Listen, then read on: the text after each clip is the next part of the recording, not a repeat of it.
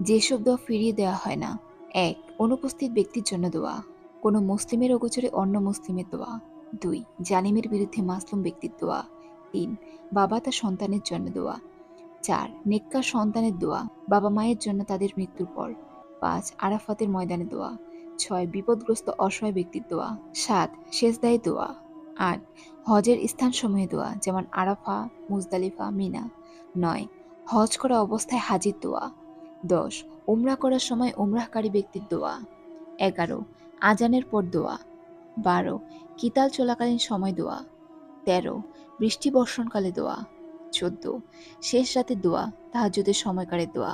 ১৫. জুমার দিনের দোয়া, আসরের শেষ দিকে তালাশ করার জন্য নির্দেশ আছে। ১৬.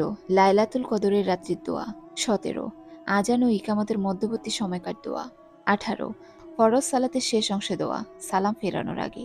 ১৯.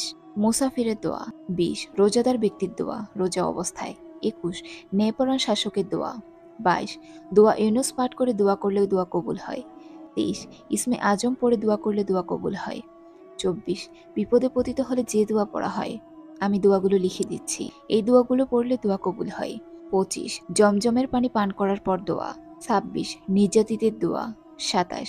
যখন তোমরা মোরগের ডাক শুনবে, তখন তোমরা আল্লাহর অনুগ্রহ চাইবে, কেননা সে একটি ফেরেশতা দেখেছে। ২৮. দুহাত তুলে দোয়া করা, আল্লাহ তার বান্দার খালি হাত ফিরিয়ে দিতে লজ্জাবোধ করেন।